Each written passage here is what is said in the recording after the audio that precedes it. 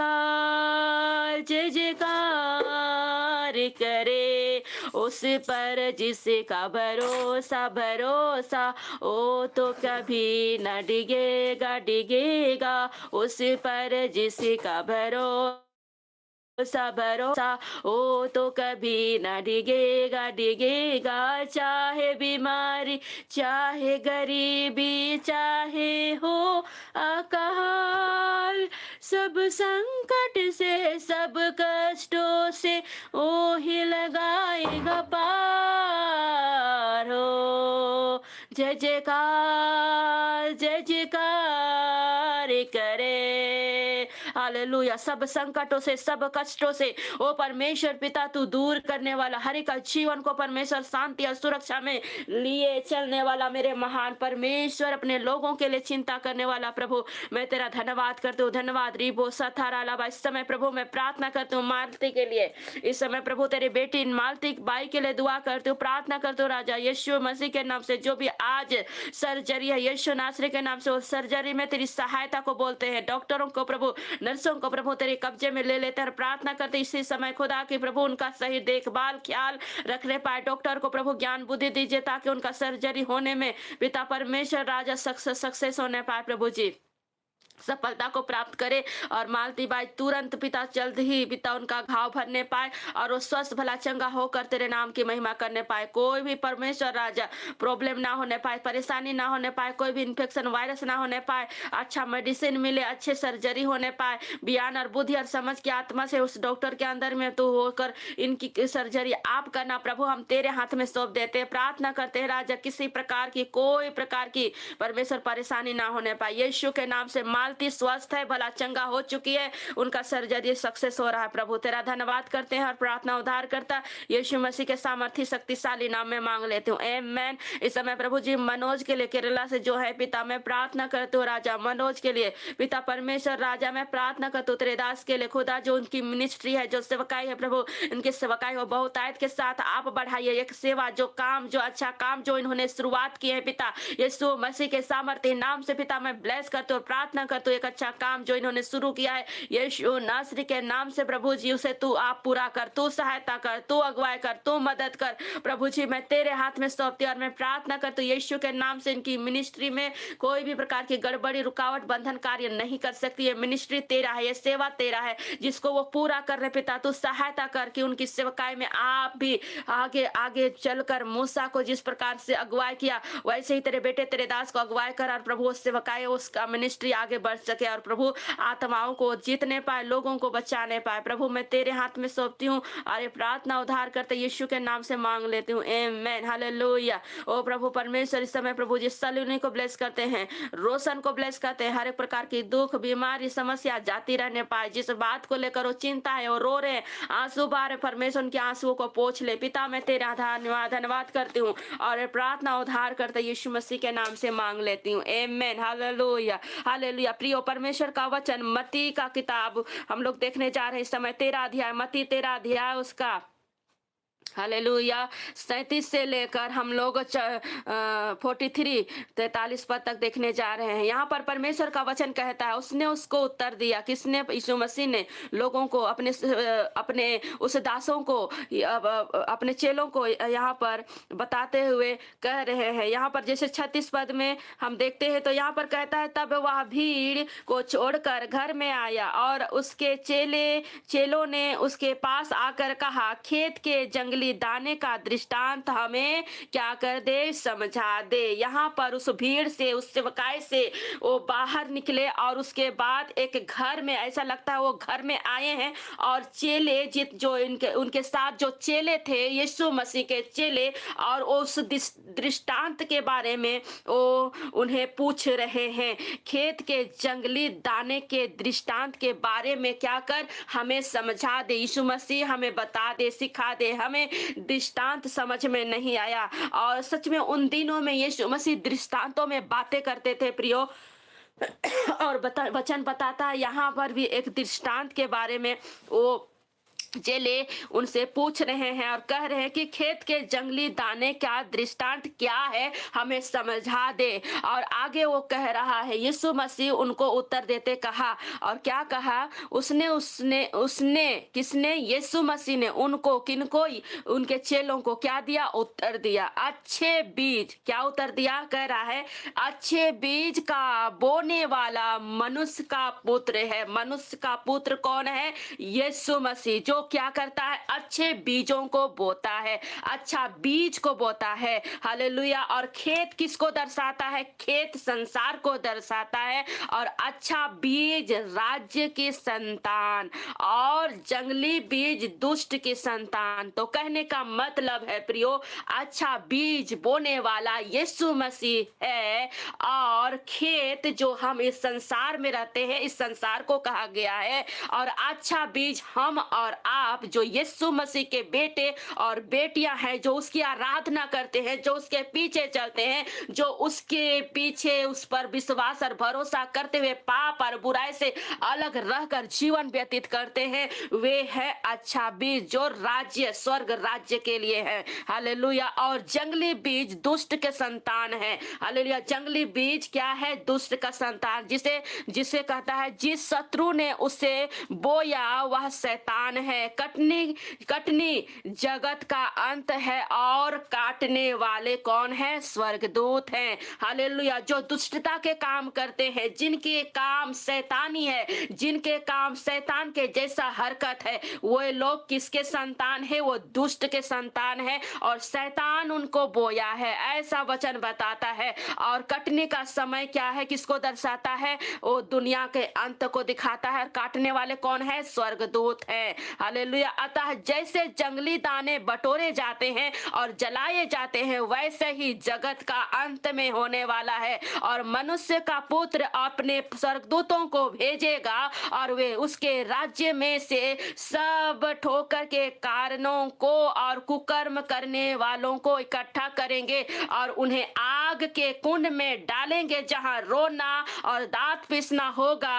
और उस समय धर्मी अपने पिता के राज्य में स्वर्ग के समान चमकेंगे। जिनके कान हो वह सुन ले। परमेश्वर का वचन हमें बताता है प्रियो कि जो लोग धर्मी है, वे लोग परमेश्वर के राज्य में पृथ्वी पर, स्वर्ग पर वो चमकेंगे, वो आगे बढ़ेंगे, वो आशीषित होंगे, वो बलवंत होते जाएंगे। और परमेश्वर उन्हें अलग किया है, और परमेश्वर के वे ही लोग परमेश्वर के संतान हैं, जो धर्म के काम करते हैं, जो धार्मिकता के जीवन व्यतीत करते हैं, जो पाप और बुराई से अलग रहते हैं, और वे लोग स्वर्ग के राज्य में चमकने जा रहे हैं। और पृथ्वी पर भी हम ज्योति और पृथ्वी के नमक बनकर चमक रहे हैं। लोगों के जीवन में हम और आप स्वादिष्ट बन रहे हैं। लेकिन उन लोगों के विषय में वचन बताता है जो दुष्ट के संतान हैं, जो शैतान के संतान हैं, वे लोग क्या कर लिए जाएंगे, उन्हें परमेश्वर क्या करेगा, अलग करेगा। परमेश्वर अपने बच्चों से, अपने संतानों से अलग करेगा, और एक दिन ऐसा करेगा जो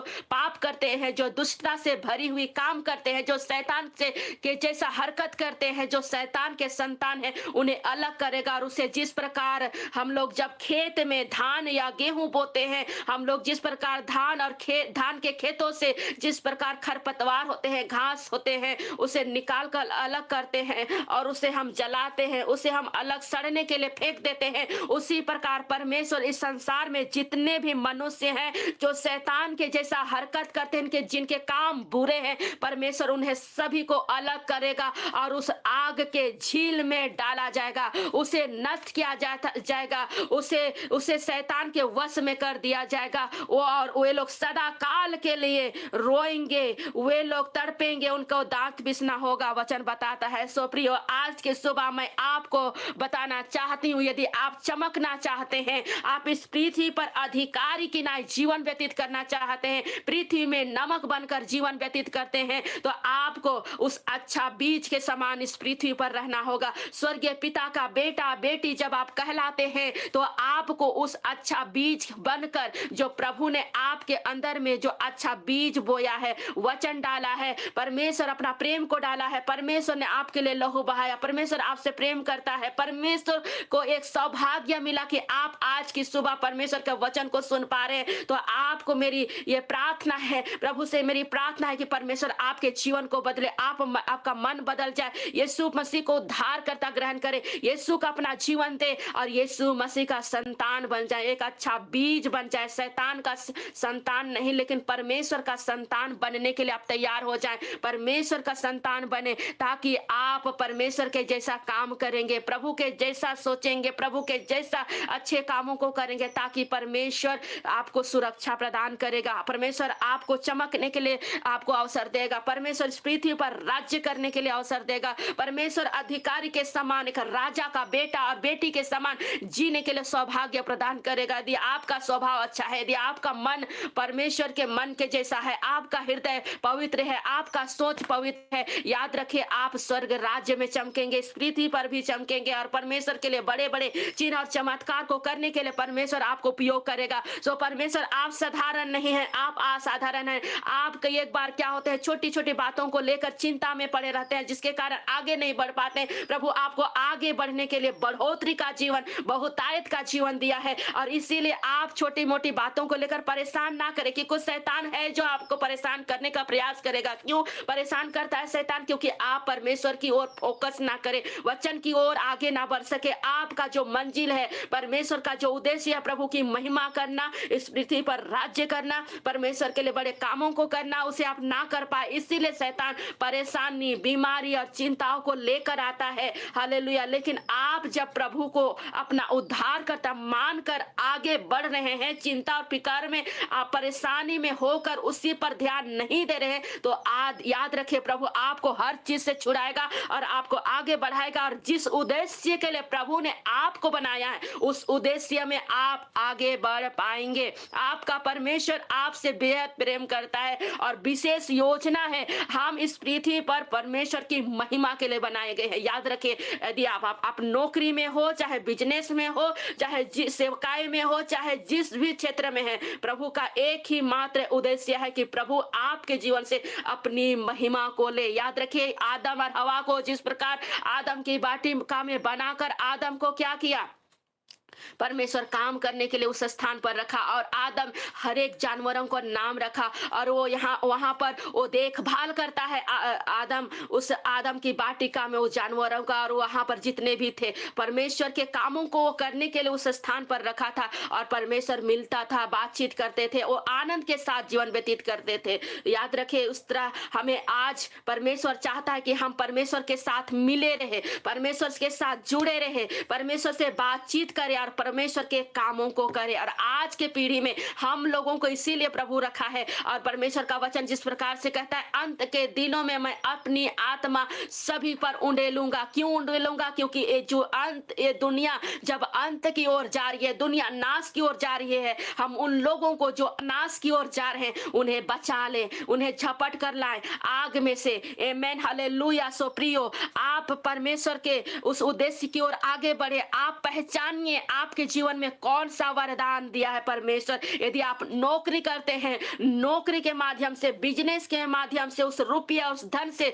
जो प्रभु की सेवकाई करते हैं, प्रभु के दास उन्हें सपोर्ट करे। जो लोग जिनके पास खाने के लिए भोजन नहीं है उन्हें भोजन देकर उन्हें आशीषित कीजिए। जिनके पास कपड़े नहीं है उन्हें कपड़े दीजिए और ऐसे भलाई के कामों को करे। क्यों करे? क्योंकि प्रभु की यही मर्जी है कि हम क्या करें, इस पृथ्वी पर रहकर प्रभु के लिए जो भी है, जहां भी है, प्रभु की महिमा हम अपने धन के द्वारा, अपने व्यवहार के द्वारा, बोली के द्वारा, प्रार्थना के द्वारा, हर बात के द्वारा प्रभु की महिमा करें। परमेश्वर का वचन बताता है कि जो कुछ भी तुम करो प्रभु की महिमा के लिए करो। जो भी करो, जहां भी हो, प्रभु की महिमा के लिए करो। नौकरी भी करते हैं प्रभु की महिमा के लिए करें, बिजनेस भी करते हैं प्रभु की महिमा के लिए करें। परमेश्वर आपको बहुतायत के साथ ब्लेस करेगा। जब आप प्रभु के लिए जीते हैं, जब आप प्रभु के लिए चिंता करते हैं, प्रभु आप आपकी चिंता करेगा, प्रभु आपका ख्याल रखेगा। क्योंकि हम कई एक बार स्वार्थी बन जाते हैं, कई एक बार हम अपने लिए सोचते हैं कि कैसे नौकरी करेंगे, कैसे घर बनाएंगे, कैसे अपने बच्चों का करियर बनाएंगे,